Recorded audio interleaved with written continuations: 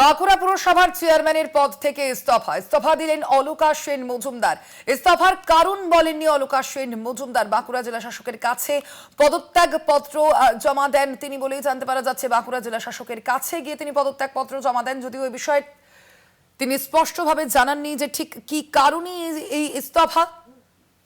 বাঁকুড়া পুরসভার চেয়ারম্যানের পদ থেকে ইস্তফা দিলেন অলকা সেন মজুমদার। ইস্তফার কারণ বলেননি অলকা সেন মজুমদার।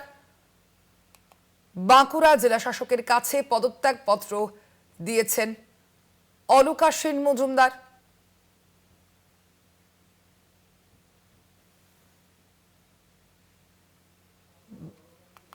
হঠাৎ এই সিদ্ধান্ত কেন তিনি নিয়েছেন সে বিষয়ে জল্পনার সৃষ্টি হয়েছে। স্বরূপ গঙ্গোপাধ্যায় রয়েছেন প্রতিনিধি ফোন লাইনে। স্বরূপ, ঠিক কি কারণ বলে এখনো পর্যন্ত জানতে পারা যাচ্ছে? ঠিক কি কারণে তিনি ইস্তফা দিয়েছেন? দেখো, ইস্তফার কারণ নিয়ে একটা ধোঁয়াশা তৈরি হয়েছে এবং জল্পনাও তৈরি হয়েছে।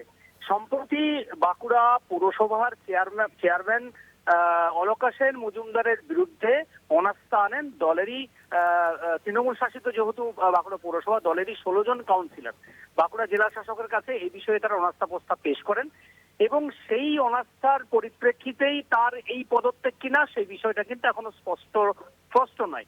তবে যদিও তিনি স্পষ্ট করে দিয়েছেন যে 16 জন কাউন্সিলর তার বিরুদ্ধে অনাস্থা এনেছিলেন, সেটা কিন্তু আলোচনার মাধ্যমে মীমাংসা হয়ে গিয়েছে।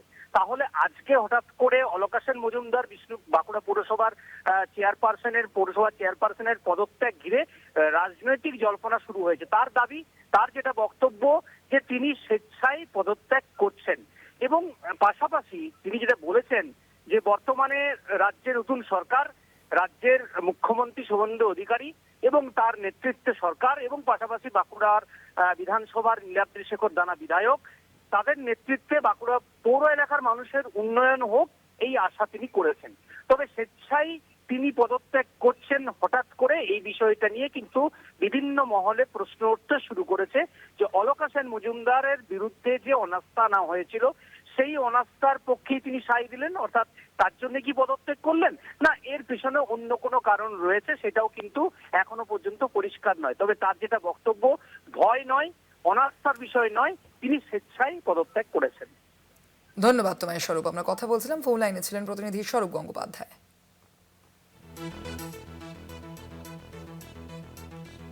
এ বিষয়ে ঠিক কি জানিয়েছেন অলকা সেন মজুমদার, শুনুন। দেখুন, আমি চেয়ারম্যানের পদ থেকে আমি ইস্তফা দিলাম, আমি রিজাইন দিলাম।